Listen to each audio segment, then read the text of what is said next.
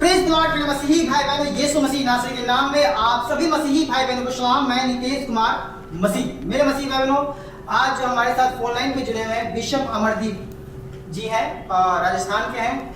इन पर काफ़ी अटैक हुआ है और इनके जो चर्च पे अटैक हुआ है, इनके ऊपर अटैक हुआ है, इनके कलीसिया के ऊपर अटैक हुआ। अभी अटैक करने वाला कौन है? पुलिस प्रशासन है। जी हाँ, आपको इस बात को सुनकर थोड़ी हैरानी हो रही। मेरे मसीह भाई बहनों, इन्हीं की जुबानी हम सुनते हैं। Praise the Lord pastor bishop. Praise the Lord sir. सबसे पहले अपना दर्शकों को नाम बताएं। हाँ, मैं बिशप अमरदीप हूँ। श्री गंगानगर में हमारा चर्च है, राजस्थान के अंदर। हाँ, तो क्या हुआ ये आपके साथ? कैसे क्या क्या घटना हुई आपके साथ जो पुलिस प्रशासन ने किया, बताइए। अभी जो घटना हुई है 21 मार्च की, उस दिन तो हम लोग यहाँ से गंगानगर से 3 बस भरकर लेके गए थे सीएम साहब को, मुख्यमंत्री जी को ज्ञापन देने के लिए। और जो यहाँ की समस्या है वो भी मैं आपको बताऊंगा किस लिए ज्ञापन देने गए थे। लेकिन जब हम लोग ज्ञापन देने के लिए गए तो वहाँ पुलिस ने हमें रोक लिया और कहा कि आप को हम लोग मिलाएंगे, 5 लोगों को मिला देंगे। तो आप एक जो स्मारक है, शहीद स्मारक है, वहाँ पर बैठिए, वहाँ सब लोगों को ऐसे हम लोग बैठाते हैं। तो वो उनके घर से लगभग कोई 3 किलोमीटर दूर थी। तो हम लोगों को पैदल ही हम लोग वहाँ गए। हम लोगों ने कोई नारेबाजी नहीं की और कोई शोर शराबा नहीं किया। हम लोग आराम से गए वहाँ पर शांति के साथ, और वहाँ शहीद स्मारक में जाकर जयपुर के अंदर वहाँ हम लोग बैठ गए। और उसके बाद में उन्होंने कहा कि हम लोगों को कह रहे कि हम लोग आपको 5 लोगों को हम लोग मिला देंगे। ऐसी बातें चल रही थी। हम लोग कहा ठीक है, हम लोग मिल लेंगे, और सब कुछ शांति से चल रहा था। लेकिन ऐसा बीच में ऐसा किया उन्होंने कि हमारे बीच में कुछ लोग जो सिविल ड्रेस में लोग थे, कोई सिविल ड्रेस में महिला पुलिस को आपके पास छोड़ दिया गया इंक्वायरी के लिए, जानने के लिए कि ये लोग क्या कर रहे हैं। हाँ, वो तो है थे। लेकिन जो असली बात ये हुई कि वहाँ पर इस सारे हमारे जो हम लोग ज्ञापन देने के गए थे, जो शांति का हमारा प्रोग्राम था, उसको गड़बड़ करने के लिए इन्होंने अपने आदमियों को बीच में हमारे छोड़ दिया। और जिनको हम लोग पहचान नहीं सकेंगे ये हमारे लोग हैं, क्योंकि इतनी भीड़ थी, 3 बसें भरकर गए थे, ये हमारे लोग हैं क्योंकि लोग हैं।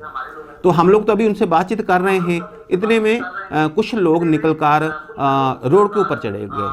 जब वो रोड के ऊपर गए तो हमारे लोग भी उनके अंदर थे, कुछ औरतें थी, कुछ आदमी भी थे, और उन्हें नहीं मालूम था कि जो लेकर जाने वाले हैं वो उनके आदमी हैं, पुलिस के आदमी हो सकते हैं भी, ये तो अपनी चर्च के नहीं हैं लोग हैं। तो उन्हें नहीं पता चला, हमको भी नहीं पता चला। और मैं उनको रोक रहा हूँ, आवाज़ें मार रहा हूँ, आप कहाँ जा रहे हो, किधर जा रहे हो, आप रुको, ऐसा करके कह रहा हूँ। लेकिन उनको पता नहीं, वो सीधा रोड पर चलने लगे। और आगे चलकर जैसे हम लोग उस पार्क से मैं बाहर निकला और उनके पीछे उनको रोकने के लिए मैं जा रहा था, तो बाकी के लोग जो थे वो मेरे पीछे चल पड़े। भी बिशप जी जा रहे हैं तो हमें भी उनके साथ जाना है, भी वो शायद कहाँ जा रहे हैं। तो हम लोग उनको रोक रहे हैं। लेकिन वो आगे चलकर जब मैं दौड़कर गया, थोड़ी सी पुलिस के साथ, पुलिस वाले हाथापाई कर रहे थे, धक्का मुक्की कर रहे थे हमारे लोगों के साथ जैसे।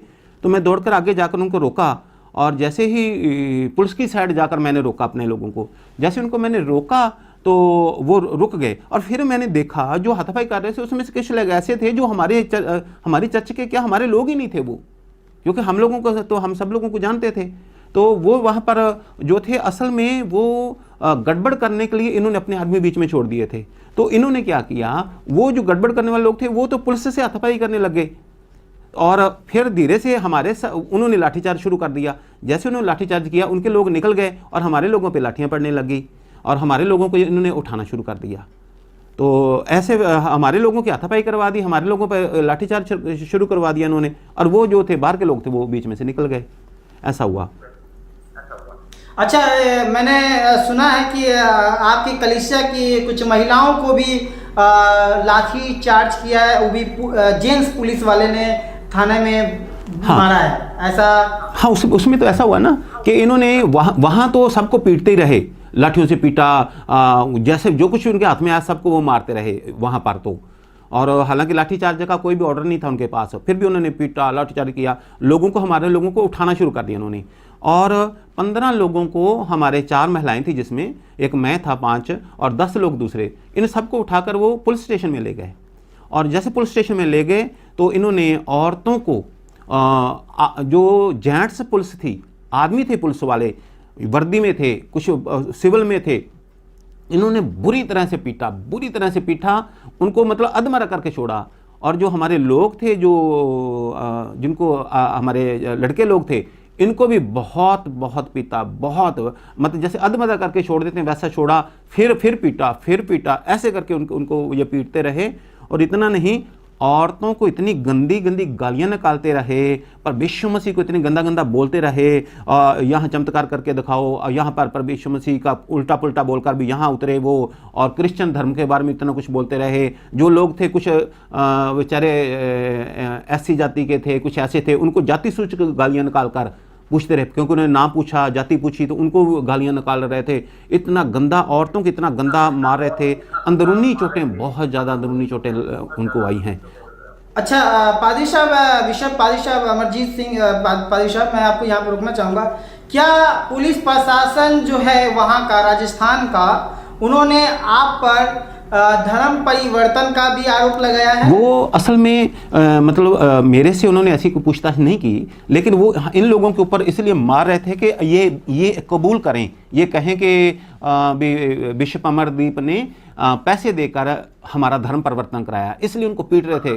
अच्छा, ऐसा पुलिस वाले ने मारा आपकी कलीसिया के मेंबर हाँ। को कि बिशप को बताओ कि तुम गवाही दो कि वो मुझे पैसे देकर धर्म परिवर्तन कराया है। वो वहां पे उन लोगों को मारा गया, रिमांड पे लेके, रिमांड पर जिसे रिमांड पे करते हैं, रिमांड पर लेकर उसे पीटा गया, है ना? बिल्कुल, उनको पीटते रहे और ये कहते रहे कि तुम कहो कि हम लोगों ने धर्म बदला है और हमें लालच देकर धर्म बदला है, ऐसा करके बहुत बेचारों को उनको मारा पीटा। और हमारे साथ एक एडवोकेट भी थी जो प्रेजेंटेशन देने के लिए गई थी कि जब ज्ञापन देना होगा तो उस समय मैं प्रेजेंटेशन दूंगी, तो वो ड्रेस में थी, कोट भी पहना होता उसने ब्लैक, उसको भी इन्होंने अरेस्ट कर लिया। और हम लोगों को सबको उन्होंने एक दिन, मतलब उसी दिन हम लोगों को जैसे रेस्ट किया पूरा दिन, और हमारा रेस्ट टाइम इन्होंने बहुत लेट दिखाया, और रात को हम लोगों को हवालात में रखा, हम सबको हवालात रखा, 15 लोगों को, औरतों को भी, और हम सबको। क्या आपको भी अरेस्ट किया गया? आपको भी हवालात में रखा मुझे भी गया? अरेस्ट किया, मुझे भी हवालात में रखा उन्होंने। कितने, एक दिन या 2 दिन के लिए रखा, क्योंकि उनको 24 घंटे में एक दिन पूरा रखा। तो क्या फिर आपने बेल पे छोड़ा कि वो आपको ऐसे ही छोड़ा? नहीं, ऐसे नहीं छोड़ा हम लोगों को, हमारी बेल हुई, इन्होंने हमारे ऊपर मुकदमा दर्ज कर दिया, और उसमें पुलिस वाले ने मुकदमा आप पे दर्ज किया? हमारे ऊपर मुकदमा दर्ज किया। क्या आरोप लगाया आपके ऊपर? उन्होंने भारतीय जो दंड संहिता है उसमें 143 और 188, 283 और 332 और 353, ऐसी 353, 332, 283, 188 से 143 ये धाराएं लगाकर झूठा ही बनाकर उन्होंने FIR दर्ज करके कि ये कहते थे प्रशासन में जितने लोग बैठे हैं और जो सरकार में जितने लोग बैठे हैं उनको हम जान से मार देंगे। हाँ, मतलब हम लोगों ने कहा ऐसा करके, मतलब बनाकर, और इन्होंने पुलिस को मारपीट की, ये ऐसा सब बनाकर उन्होंने मतलब। अच्छा, मतलब झूठा है आरोप लगाकर आपको मतलब किसी तरीके से प्रशासन जो है वो आपको अरेस्ट यानी कि गिरफ्तार किया गया कि आप लोग ऐसे कर रहे हैं ना। झूठा धारा मतलब कि आपने प्रशासन को मारने की धमकी दिया या कुछ भी इस तरह से बनाकर कुछ करने का आपने ये किया, प्रत्यंत किया, और ये इस तरह से करके प्रशासन ने खुद आपके ऊपर झूठा आरोप लगाया और आपके कलीसिया के मेंबर्स पे आरोप लगाया और आपको अरेस्ट करके 1 दिन तक आपको हवालात में रखा। हाँ जी, और हमारी औरतों को भी वहाँ उन्होंने रखा, और फिर नेक्स्ट डे उन्होंने दोपहर के बाद में जब कोर्ट में पेश किया तो माननीय न्यायाधीश ने हम लोगों को बेल हमें दे दी उन्होंने।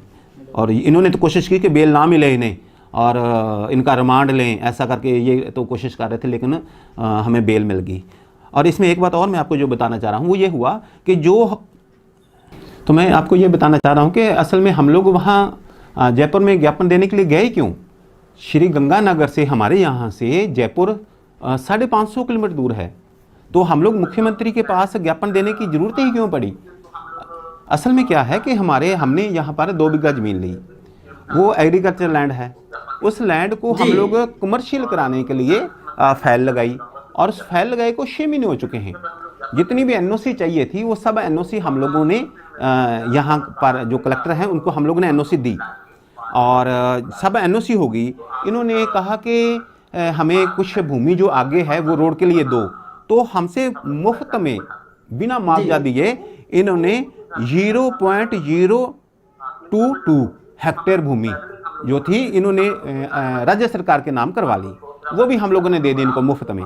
उसके बाद इन्होंने क्या किया कि हम लोगों ने जो थोड़ा सा निर्माण किया था, दीवारें की हुई थी, तो इन्होंने हम लोगों को फाइन लगा दिया, जुर्माना लगा दिया।